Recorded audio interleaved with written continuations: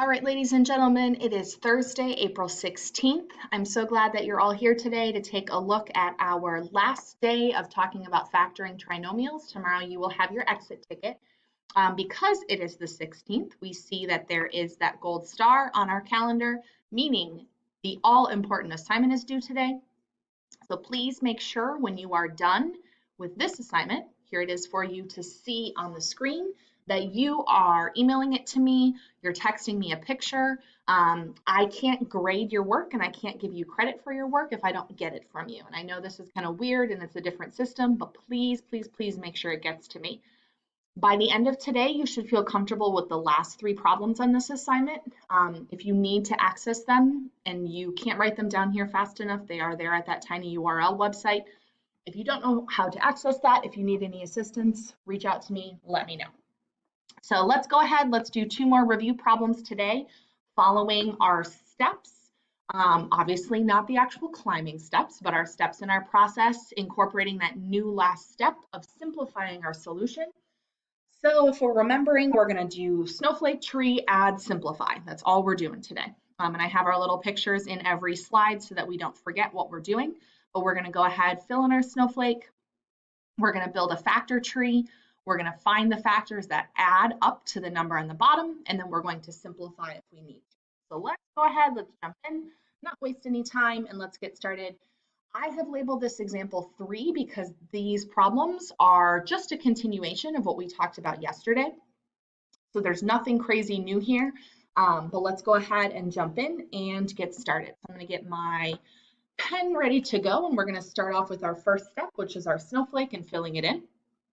So I'm going to go ahead and fill in the A values of my snowflake, which on this side I know I have a 6, 6, and 6 on the top. My B is a -5. We got to be really careful not to forget those negatives as we're going through this process. So I'm going to put that -5 on the bottom. And my C, again, that negative value is going to be 6 times that C of a -4, which is going to give us a -24. Be very careful with those negatives because this can throw off our factors and our end solution if we're not careful. So snowflake step, check, done. We move along to our tree. We know we need to create that factor tree of numbers that multiply together to give us -24.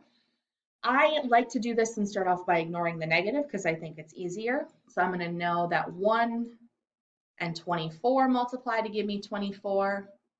2 and 12.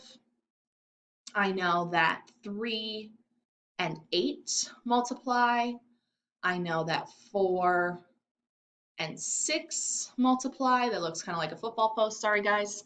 And I can stop there because I know that 6 times 4 does, but that's already here, 8 times 3, etc.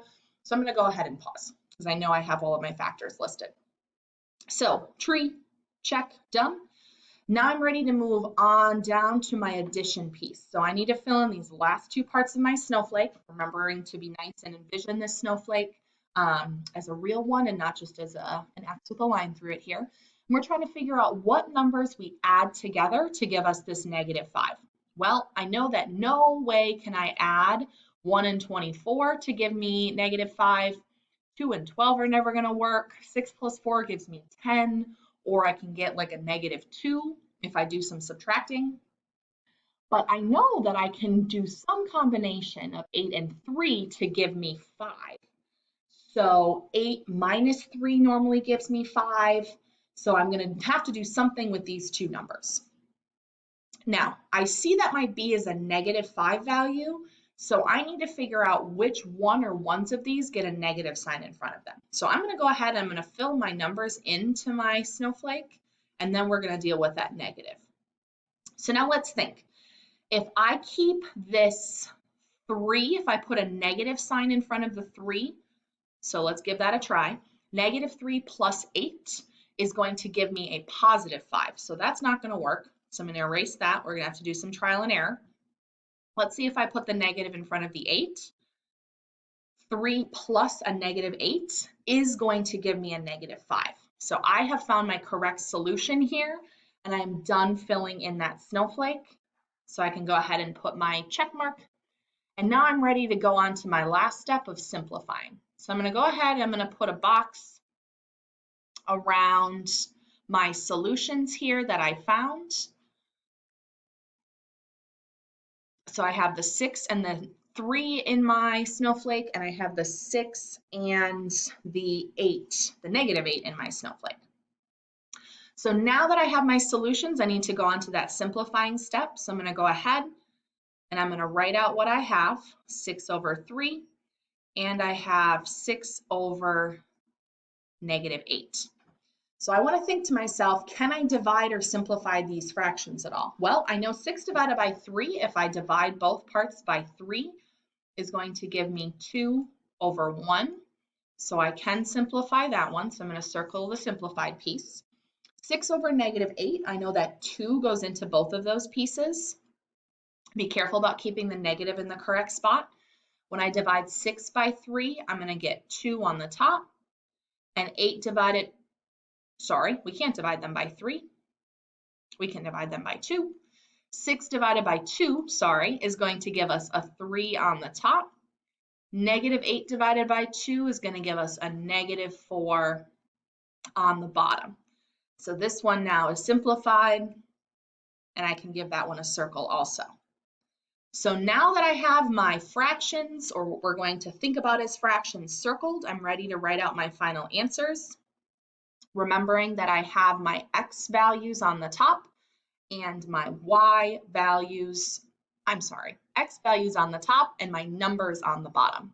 So I have 2x plus 1, since that 1 is a positive, and I need to keep everything in those parentheses for my first factor, and 3x minus 4 in my parentheses as my second factor. Let's go ahead and take a look at our last problem and our last example then for today. We're going to do this one speedy quick because we've seen a lot of examples so far this week. So let's fill in our factor tree after we do our snowflake. So we're going to put our 12 as our A value. It's a big A here. Our B is the 11, and our C is a -5, which is going to leave this top part of our snowflake as a giant value of -60. So we're done with our snowflake for example 4. Now we can move on to that factor tree. What numbers multiply to give us that -60?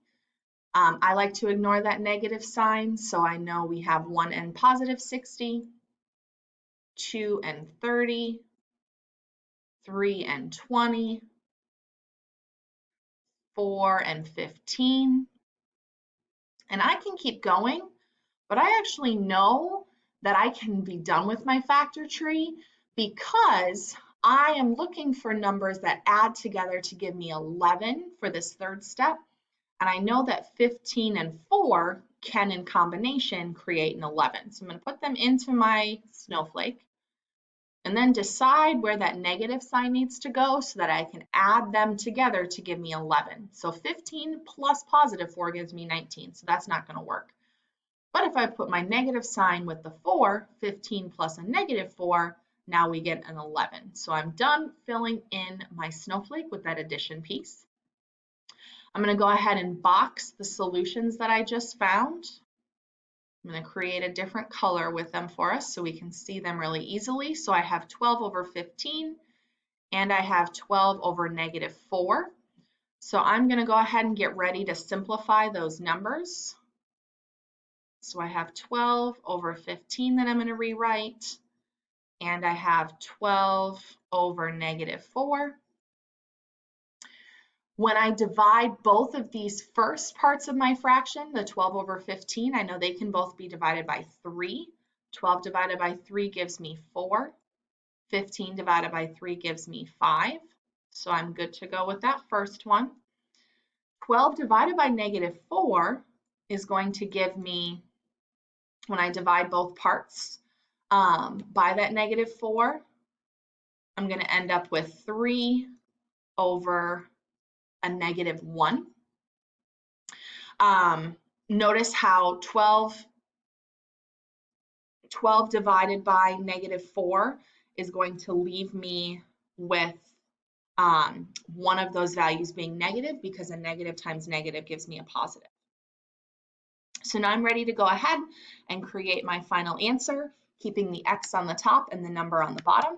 So I have 4x plus 5 in my first, and 3x minus 1 as my second term. If you have additional questions on the problems that we just went through, if you have questions on this assignment that is due today, please come into my Zoom today. We will walk through some of them together so that you make sure you get as many points as possible. My email and my phone number are listed here for Google Voice if there's something that I can help you with outside of Zoom. And you're making sure to email a picture of that assignment to me so that we get that credit for this week and you don't hopefully have to do your exit ticket tomorrow. I hope to see all of you on Zoom later. Otherwise, have a great rest of your day.